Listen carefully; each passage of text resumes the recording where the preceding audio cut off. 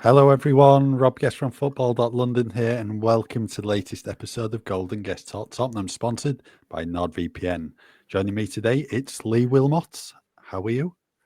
I'm okay. I'll probably sound a bit weird to regular listeners. I've got a bit of a cold. I'm quite bunged up. So I've got some water here. I've got some tissue here. And Guesty's just told me off camera as well that you can hear my washing machine in the background as well. So ever the professional, the head of football.london right here at your service. Yes, it's been another quiet week at Tottenham Hotspur Stadium, to be honest. No football again, but thankfully there's a game on the agenda on Thursday away at Chelsea. Big game for Spurs in the season with the team 14th in the Premier League table. But there's a couple of things to talk about before we get on to the Chelsea game, and we're also going to go through the loan players as well. Today seems the perfect time with the not being so much to discuss really in the world of Tottenham Hotspur at the moment. I did wonder what we were going to talk about on this pod, to be honest with you.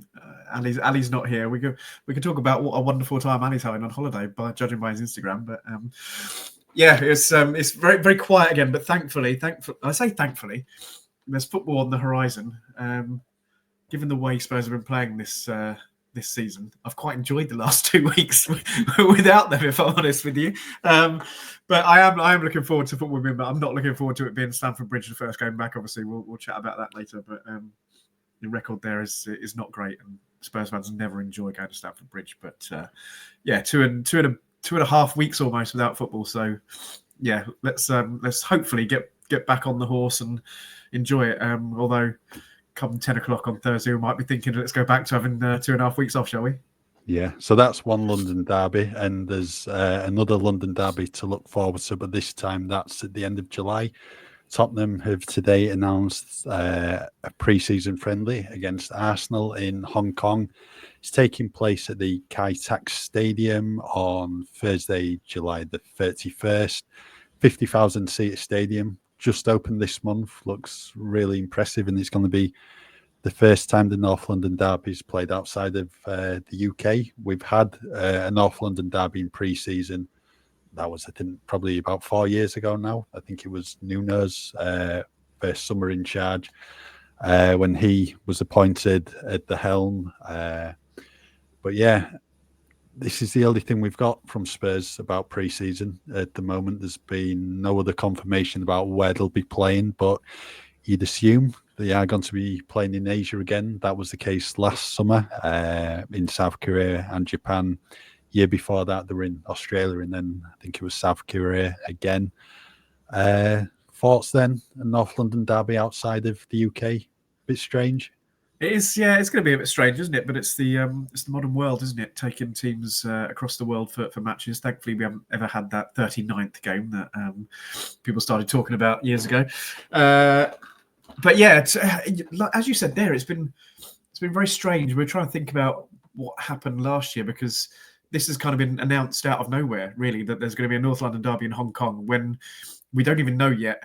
Well, we know now that Spurs are going to Hong Kong, but we don't know yet where the pre-season tour is going to be. There's been lots of whispers and lots of rumours about being in Asia. So, as you say, we do know that it's going to be in Asia unless there's some random plan to go to Hong Kong and then perhaps somewhere else across Europe. I don't think that's going to happen.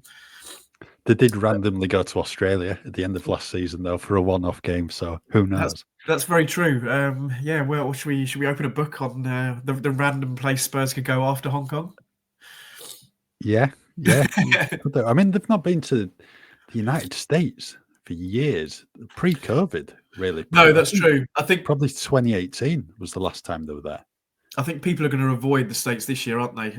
Because of the Club World Cup being there. So Chelsea and Man City are going to be out there in a massive tournament in the States. So I think a lot of the other clubs that aren't involved in that will probably avoid the US because of that happening. But so I suppose for the rest of the Premier League, or in terms of the big teams anyway, that take the clubs around the world, Asia's probably where a lot of them will go. You don't see many clubs going to South America, do you, for pre-season tours? It tends to be the States or Asia. So yeah, you might be seeing the likes of Arsenal, Spurs, Man United, Liverpool, all out in Asia at a similar time. United are going to America, so they're taking part in, I think it's like a Premier League Cup. Everton Oh, are in okay. it. Yeah, West Ham and Bournemouth. I think there was like a Premier League tournament 2 summers ago in the States. I think there's about 4 or 6 teams. So they're just replicating that. But yeah, I think a lot probably will be heading to Asia over the course of the summer. And we just await confirmation from Spurs about the full itinerary, but I'm sure that'll come out in the weeks and months ahead. Right, then there was something else from Spurs towards the end of last week, because the players are now back at Hotspur Way preparing for the Chelsea game. Spurs, as they usually do, release some training footage, and a couple of things we picked up from that. One of those, Richarlison, back with his teammates. Well, I mean, that was probably the only notable thing to pick up from it, to be honest. So he's been out with a calf injury since the beginning of February, came off quite early on in that Liverpool Carabao Cup semi-final defeat. What noted from that training footage was Richarlison was with his teammates, taking part in the warm-up, but then when it came to one of the attacking drills, where it's the usual one where they'll put the ball across the face of the goal for players in the middle to finish off, it didn't appear to be any sighting of him. So Angie's going to be speaking to the media on Wednesday, so I'm sure we'll have an update on Richarlison. And the same goes for Kevin Danzo and Dejan Kulusevski. Kulusevski took to his Instagram account over the weekend, uploaded a picture with the caption, "Coming to a show near you, DK, the truth 2.0. So that probably it wasn't even the truth, was it? It was that truth. That truth. I mean, it does hint at a potential comeback for him very soon, which is something Spurs need. Yeah, absolutely. I think there's not been too many options for player of the season this year. He's kind of out there pretty much on his own, the way he played in at least the first half of the season. So yeah, it'd be good to have him back. And yeah, just wanted to pick up the Richarlison bit. Ange did say, was it a couple of weeks ago, that he was on his own? Even I think, didn't we have some video when Ali was down there doing some of the open training for one at the European game? I think you saw a picture of Ange standing on his own, looking out to no one, and Ali had to make a point that it was him watching Richarlison training on his own, wasn't it?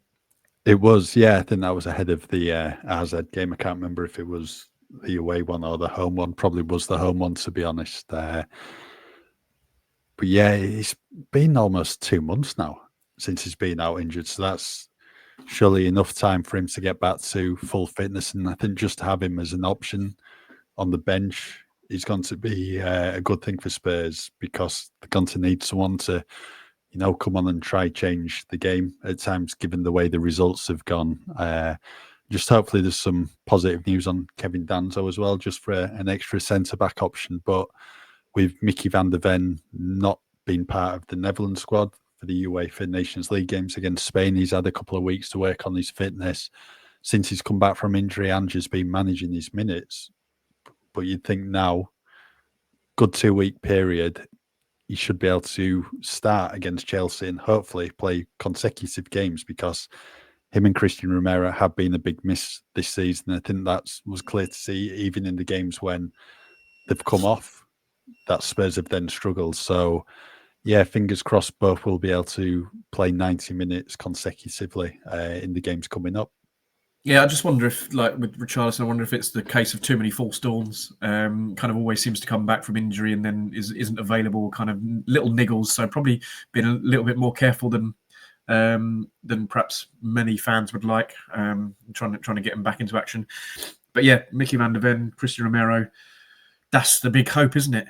Coming back from 2.5 weeks now, are we going to see Mickey van der Ven and Christian Romero pairing at centre back for Spurs in the game against Chelsea on Thursday? Hopefully we will, and hopefully it's not. We don't replicate what we saw against Chelsea last time when both had to come off before the end of the match. Oh yeah, yeah, forgot about that. Yep, that was the last time they played together.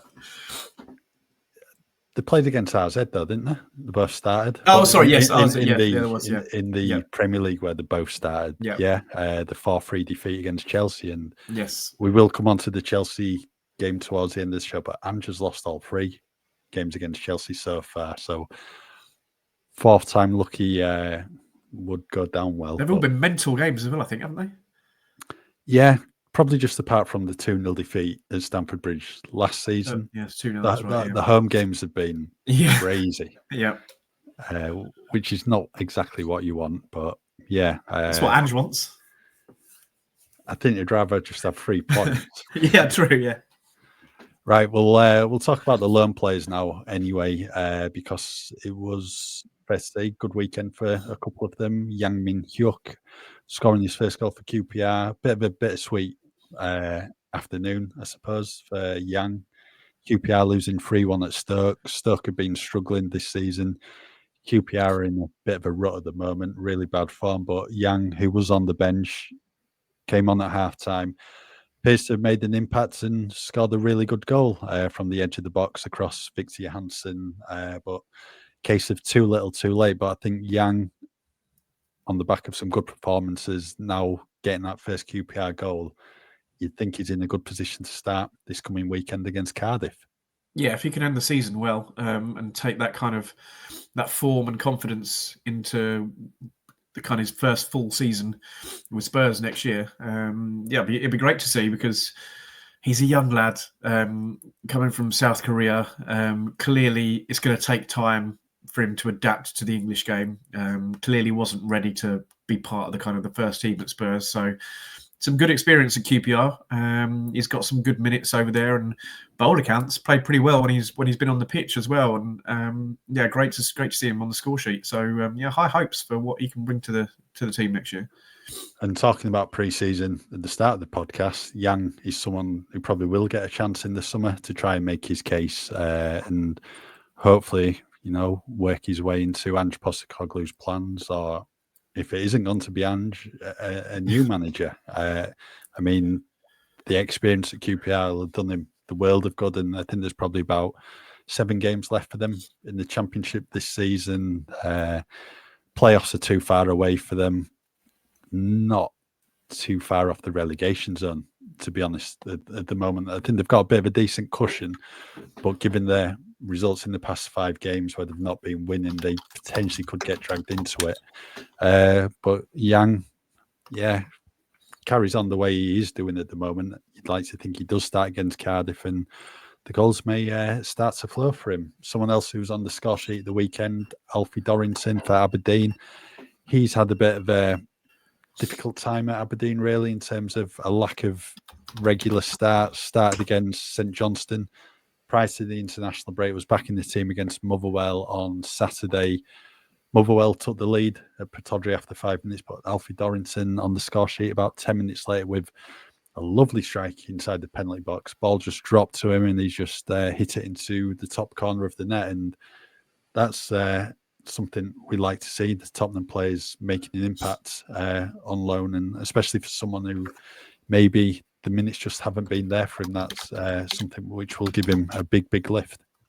Yeah, how are Aberdeen doing? I'm just looking at, so 4th in the table, Aberdeen. They're doing all right. Obviously, top 2 far and away in the Scottish League. So, but there's 3rd place to play for. They're only a point behind Hibernian at the top there. So, yeah, it could be a kind of nice competitive end to the season for Alfie, and an important end to the season for trying to get that into that 3rd spot. Obviously, they got Dundee United just 2 points behind them. So there's the 3 teams there going for the kind of to be the next best, aside from Celtic and Rangers. And I don't know what the situation is with Europe in the Scottish League. I don't know how many positions get it, or if it's just the one in the Champions League qualifying, obviously, and then one more in the Europa League and the cup win potentially for the Conference League. So I don't know what they've got to play for in terms of finishing. As I say, best of the rest. It could be an exciting end to the season for Alfie, and an opportunity for him to really kind of make a name, not a name for himself, but you know what I'm sort of trying to say, just give him that proper experience and in a competitive environment as well. Yeah, they have got a Scottish Cup semi-final coming up against Hearts at Hampden Park soon. That's probably about 3 weeks away, so an opportunity there to set up a final. I think it's Celtic and St Johnstone in the other semi-final. So you'd think Celtic will be in the final. They Yeah. always seem to be. I can't imagine there's going to be a massive shock there. But for Dorrington, he just needs to be getting these regular minutes in the tank, because it just hasn't happened for him, especially in the first month or so at Aberdeen. But started the last 2 games in the league, got a goal now. You'd like to think he would be in Jimmy Telling's starting 11 going forward.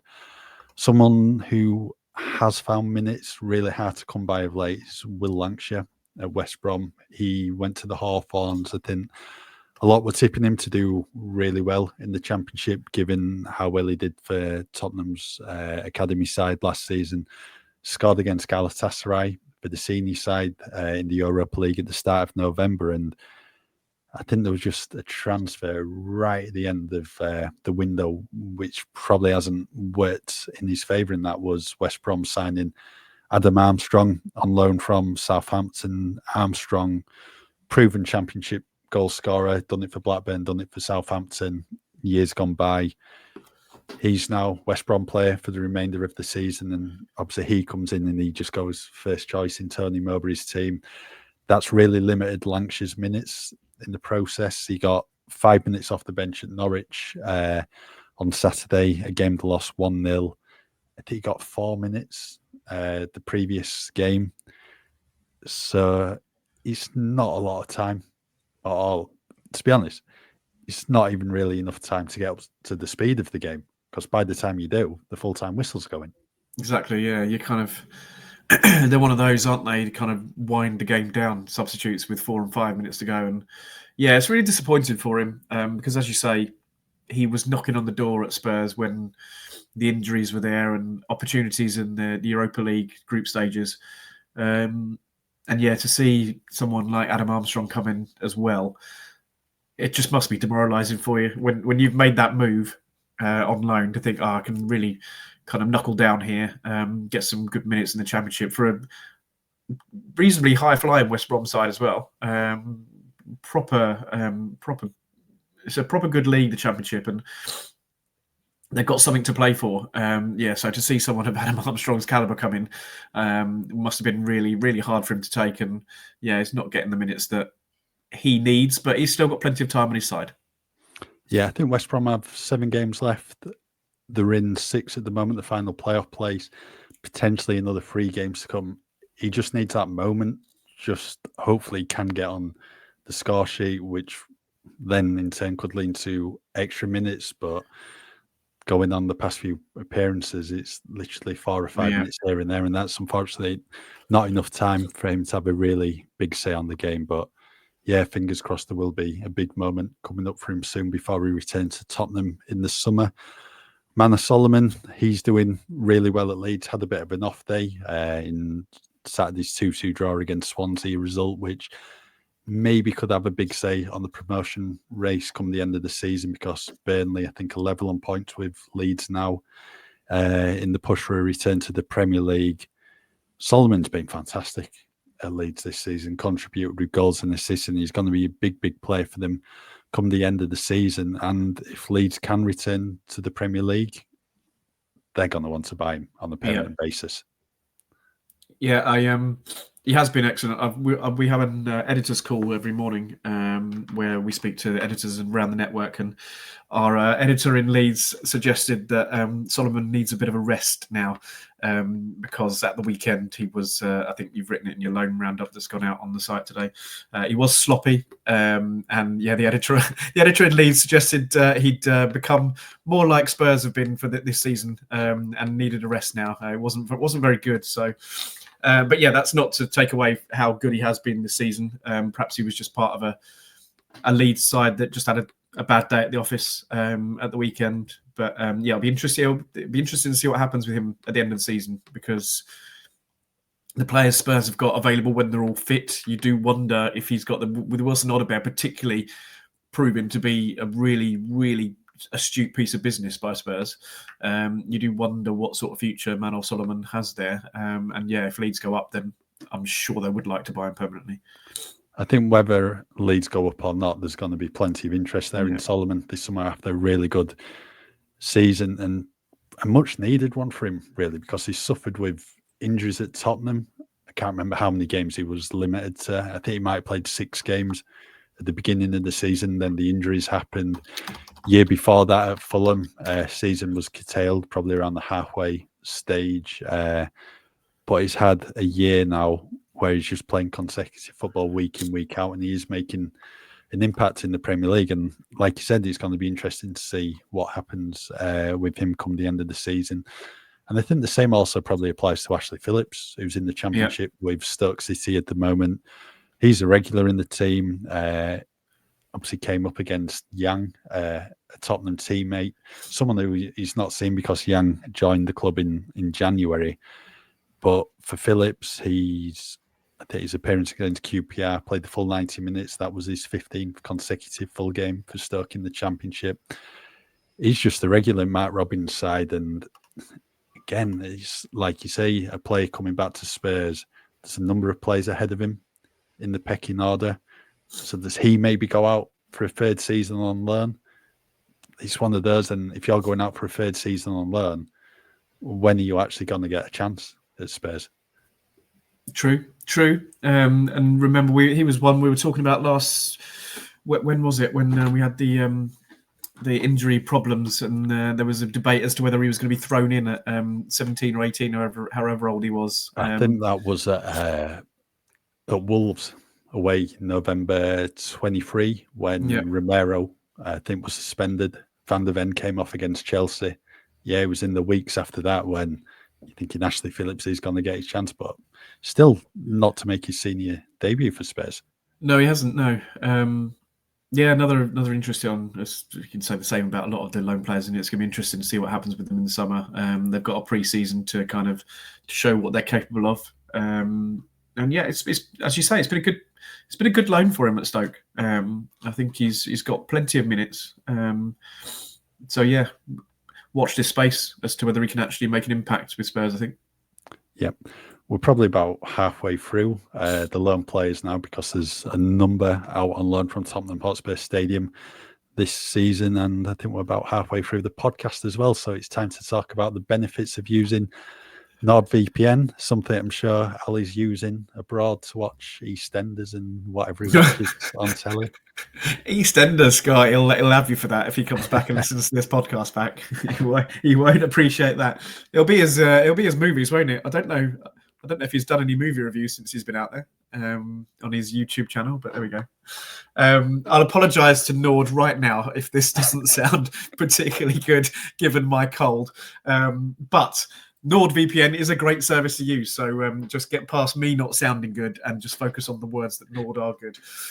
Because, yeah, if you're not aware of it by now, NordVPN sponsor the Golden Guest Talk Tottenham podcast, and you can use the service in a host of different ways to enhance your internet experience. NordVPN is the fastest VPN in the world, and that means there's no buffering, no lagging, and you can stream your favourite shows from anywhere in the world without your bandwidth throttling.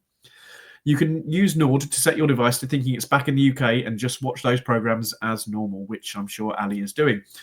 Not only that, but the outlay on a NordVPN subscription is cheaper for you in the long run, and that's because you can purchase streaming services in other countries at a much cheaper rate.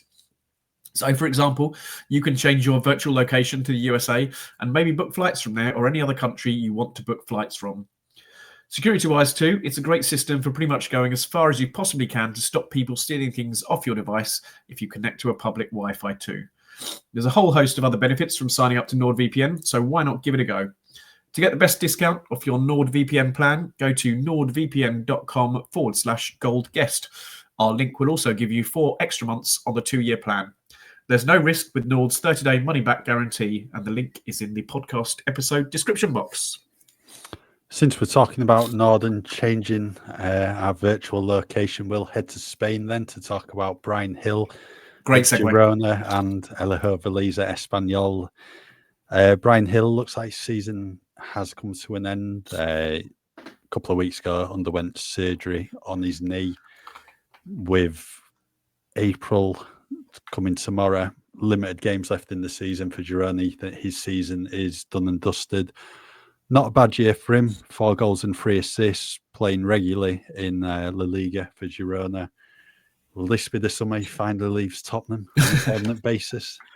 I was going to say, we've got some of the ones out of the way early on in the loan roundup of players that could potentially come back into it. And I think there's maybe one or two more that we're going to talk about that could potentially have a future at Spurs.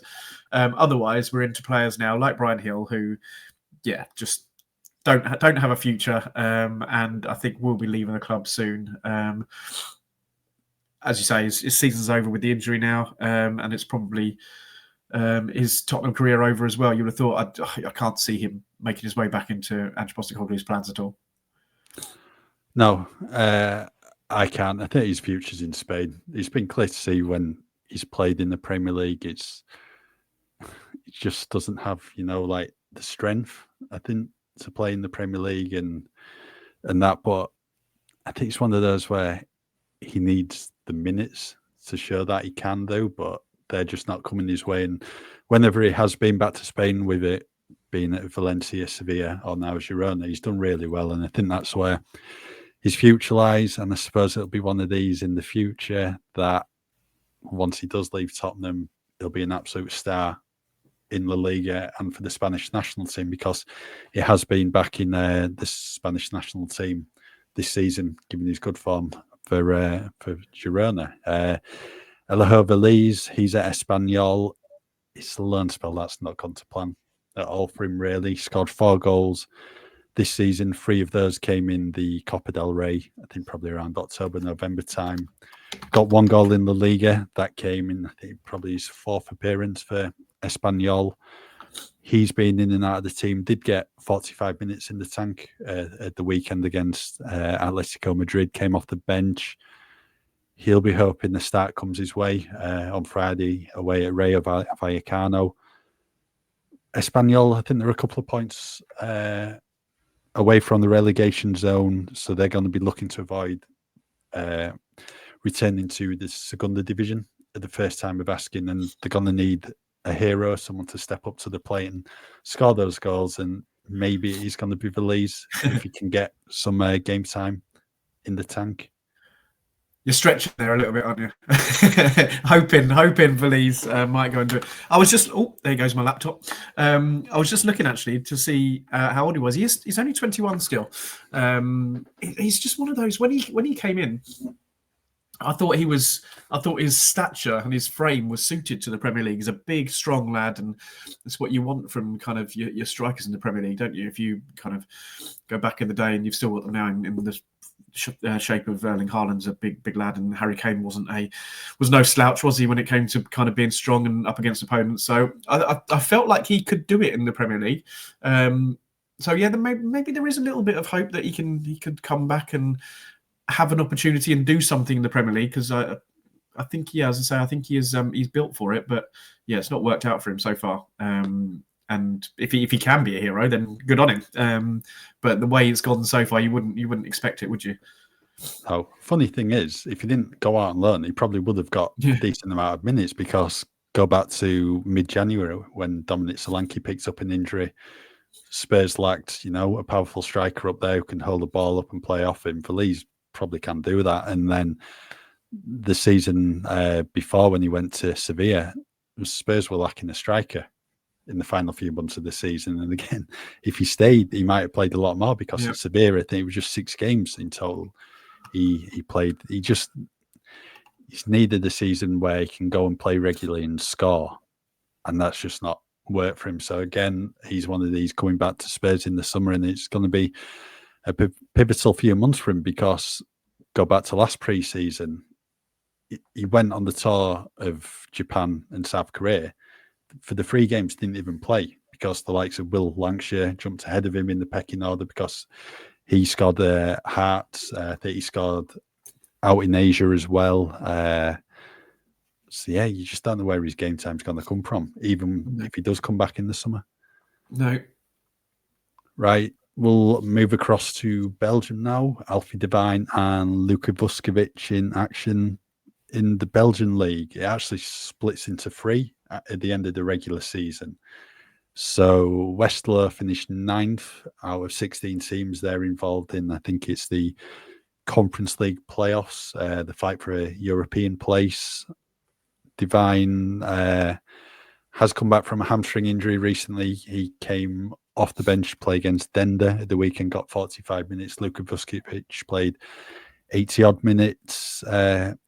Vuskovic, you'd like to think, can come in and make an impact next season at Spurs, given how well he's done in Belgium and Poland before that. Alfie Devine, probably another one where a decision's got to be made whether it's going to be another loan spell for him. But what I would say with Devine, whenever he has played for Tottenham in pre-season, he's made a big impression on Ange Postecoglou, and he's someone who the head coach does rate quite highly. Yeah, absolutely. I think everyone was kind of expecting, maybe not big things, but expecting him to kind of go on and have a good career at Spurs when he kind of broke through as a teenager at Tottenham, and he scored that goal against Marine, wasn't it? Youngest scorer. So yeah, it'll be. I'm not sure. I've not seen any of the Belgian league, obviously, so I'm not sure what the situation is. But it certainly looks like Luka Vuskovic is getting more game time and getting more plaudits as well out there. Many of them coming from Ali when he does the loan roundup, always pushing Vuskovic to the top of the loan roundup and pushing him in people's faces. But yeah, it'll be good to see him come in. I think been hyped up a lot, Vuskovic, and will be great to see him and what he's capable of in pre-season. And Alfie Devine, does he stay or does he go back out again? Again, he's another one that's got plenty of time on his side to kind of make a career of it at Tottenham, whether he stays or whether he still goes out on loan again. Yeah, I agree. We'll head back to the Football League then, and in League One, Jamie Donnelly, he got 20 minutes to his name on Thursday as Leyton Orient beat Stevenage 1-0. This came 2 days after making his first start for Northern Ireland in their heavy defeat at Sweden. So no surprise he was on the bench for Richie Wellens' side. Josh Keeley did start in the 1-0 win. 14th clean sheet of the season from 28 games. Not bad at all. No, not bad at all. No, but where does he? It's the goalkeeper situation. Like Fraser Forster's probably going to go in the summer. Alfie Whiteman's been around at Spurs forever and a day, and still yet to play a game. We've obviously got Kinski now as kind of I forgot Vicario's name for a second there. As Vicario's backup, that's the flu fog in my head, I think. And then we've got Brandon Austin, who's just because of circumstance just started to get a few games this season, obviously. So yeah, Josh Keeley might be looking at it thinking he might be able to kind of step ahead of Brandon Austin. I'm sure he can step ahead of Alfie Whiteman, and if Fraser Forster's gone as well, there might be an opportunity there as a number 3 at Spurs. But given what he's done at Leyton Orient, does he want to be a number 3 at a Premier League club, or does he want to go somewhere else and try his luck? Well, I think next season he probably will end up stepping up to the Championship. That just seems the next natural step for him because he did well in the National League for Barnet last season, and there's going to be plenty of interest for him. I think when you're looking at the Tottenham squad, goalkeeping department is a really, really strong, area of the pitch for Spurs. Some really good options in there, especially bringing Antonin Kinski in from Slavia Prague. He did really well in his game time before Vicario come back. Brandon Austin looked good in the 3 or 4 games he played when he had an opportunity. And this is the thing, it's a really, really strong department, but you're battling for one position in the team, and you're always going to be reliant on, Vicario getting injured or Kinski getting injured to move up the pecking order and have that chance. So for Keeley, maybe his future does, lie away from Spurs, but that's something we'll find out in the months and years ahead. But I think he's got another 2 years on his contract at Tottenham. Yeah, it has. Hopefully, he's one for the future because it does seem to be a really, really talented goalkeeper. But like I said, you've got Vicario, Kinski, and Austin ahead of you, so not going to be easy to work your way up, push your way into the team. If you think about how late into their career, late into their age, goalkeepers go as well. Keeley's only 21, so he's doing it on the League One stage at 21 years old. As you say, if he goes on loan to the Championship next year at 22, he's there. He's almost there. Probably earlier than a lot of goalkeepers would be. Yeah, well, I mean, look at Alfie Whiteman. I think he's 26 now, out of contract in the summer. He's played 1 game for Tottenham. That was like 10-minute appearance. That it was against Ludogorets in the Europa League, when Jose Mourinho was manager. I think Joe Hart was probably in that at the time. That's how long ago it was. And for Alfie Whiteman to be mid-20s, real lack of first-team experience to his name. Then Keeley, in comparison, has gone away to Leyton Orient this season. Had a really, really good loan spell. Had the experience as well in the National League from Barnet. And that will stand him in good stead for the future. And we'll just have to see what the decision is over Keeley come the summer. Staying in League One, Matthew Craig, he's with Mansfield Town at the moment. He's only played 2 games for Mansfield. Had a bit of a hamstring injury. They've said on the website last week that Craig did return to Tottenham to have a look at their hamstring injury, but he's progressing with it at the moment. So fingers crossed there'll be some game time to come for him, because he started the season well at Barnsley, fell out of favour, just wasn't getting any minutes whatsoever. Then gone to Mansfield, only played 2 games. Last one was in the middle of January. So it's had a long time in the treatment room. And now with Tuesday marking the start of April, only 1 month of the season left for Mansfield, because they're not going to get into the playoffs, given the current position. So it would be nice if Matthew Craig can finish the season on a bit of a positive, because it has been a tough one for him. Yeah, that's all you want from these young players down the leagues, isn't it? Just to get the game time that they desperately crave, and if they haven't had it, then to try and end the season on a high. Yeah, George Abbott in League Two, that's been a really, really good loan spell for George. He's helping Notts County in their promotion push to League One. A regular in the Notts County team, playing in midfield. I think when you're looking at how good some of the loan spells have been, the likes of Jamie Donnelly, Manor Solomon this season, I think George Abbott is one who's completely gone under the radar, maybe for a lot of Spurs fans. And like I said, he's just played this big, big role in Stuart Maynard's team. And I think he'll be moving up another league next season because he's more than made a name for himself in League Two. Yeah, as you say, he's easy to forget, isn't he? Playing in League Two, but still only 19 years of age. So again, the fact that he's been doing it in League Two, we'll only see him, as you say, step up to the next level, I think, next year on loan again. Yep. Final one, Luca Gunter, who's playing his football for Wealdstone at the moment, another Tottenham goalkeeper. He was on the receiving end of a 3-0 defeat at York City on Saturday, getting some first-team experience under his belt, what he needs at a young age. And I think maybe can he follow in the footsteps of Josh Keeley, having played in the National League and gone to step up to the Football League next season. That's what he'll be looking at, wouldn't it? That's your kind of inspiration. It's right there. You've just said it. Josh Keeley's done it already, and he's moving up into League One and potentially the Championship next year. So that's what Luca Gunter's got to look at. Yep. Right, moving on to Chelsea then. Game at Stamford Bridge. Tottenham's return to Premier League action on Thursday. 8 p.m. kickoff in West London. Confident? No. Never confident going to Stamford Bridge. Never. But as you said kind of off camera before we started, it probably not the worst time to play Chelsea, although they have got injured players coming back. I think Nicholas Jackson could be back. Cole Palmer, we don't know what's going on with him yet. We'll have to wait and see with the press conference at Chelsea on Wednesday.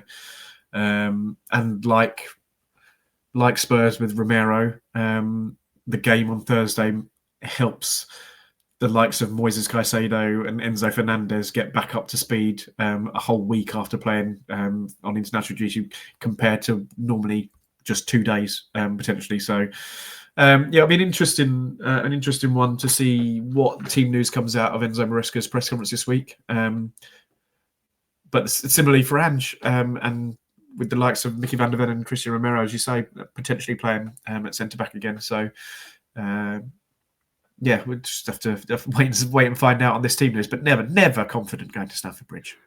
Tottenham's record is awful at Stamford Bridge, but the last victory was actually pretty much 7 years to the date almost, when they won 3-1 Stamford Bridge. That was at the beginning of April 2018. 3-1 win. Dele Alli getting those 2 brilliant goals and Christian Eriksen scoring an absolute worldie as well early on in the first half. a repeat of that would be nice. But I think there's just been so many games in recent years where Tottenham have gone to Chelsea, probably had the upper hand in them in the league, and you're thinking this is going to be it. They're finally going to get some at Stamford Bridge, and then never works out like that, does it? No, it's just a hoodoo of going to West London for some strange reason. Don't know what it is. I don't think, like, even going back to the 90s and stuff, when they would always beat us, and some of the Chelsea teams then were no better than the Spurs teams, and you're like, how? You just don't understand how we couldn't go and get a result. When you go a bit through the 2000s and when all the money came in for Chelsea, you can understand it a little bit more. But the record is absolutely shocking. It's them and Newcastle never enjoy going to Stamford Bridge or St James's Park. Never confident going to either, but. Hopefully the rest will have done us good, and should be, provided we've got some positive team, should be reasonably full strength, I think, shouldn't we? Yeah, I think prior to the international break, it was just Kulusevski, Danso, Richarlison in the treatment room. Obviously, Radu Dragusin, but he's a long-term absentee because of the ACL injury he suffered against Elfsborg in the Europa League at the end of January. So I think things are looking good in terms of the Tottenham squad. It's just about picking the right team to go and get the job done in West London. That didn't happen in West London before the international break.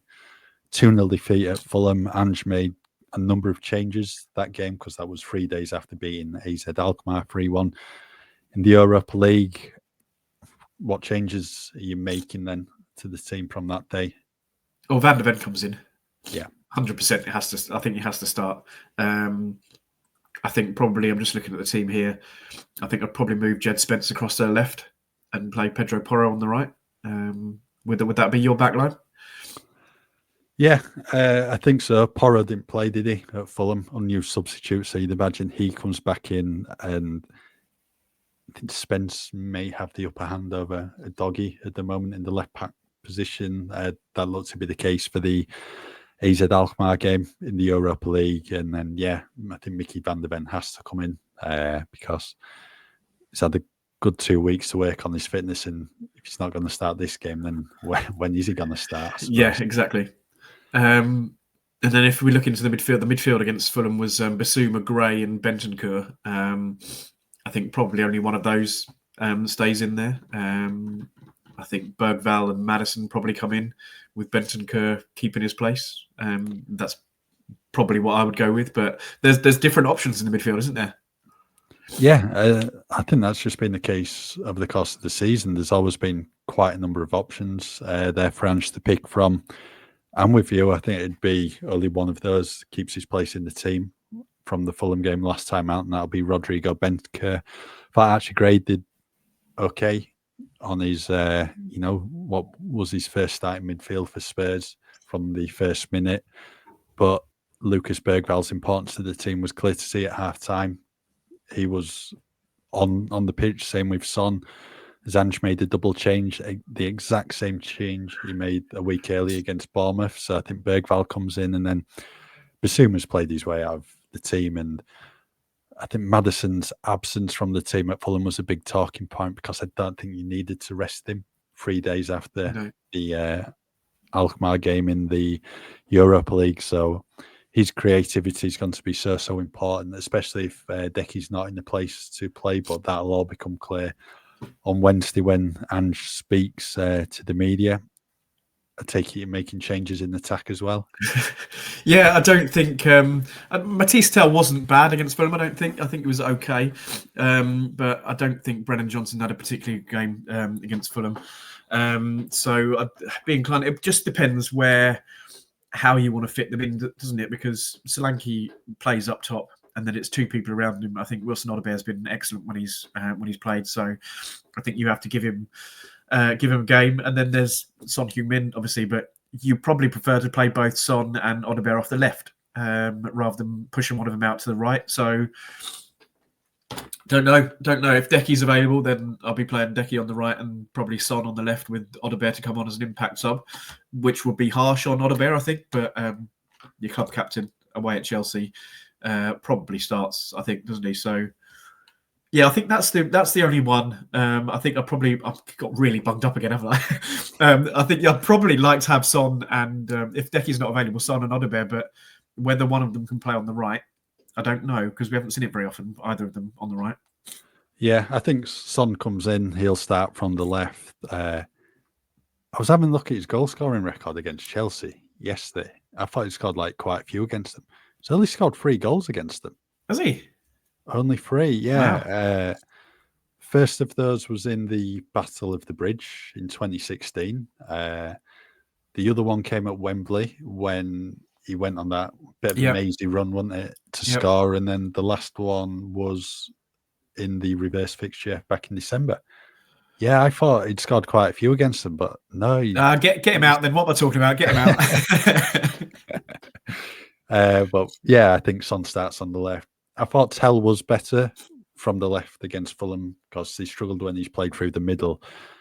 So he could maybe operate from the right if you wanted to keep him in. But I would be starting Wilson Odegaard unless Decky is in a position to play and fit enough to start from the first whistle at Stamford Bridge. But I suppose it's just nice to have these options, right? He's had a reason change it.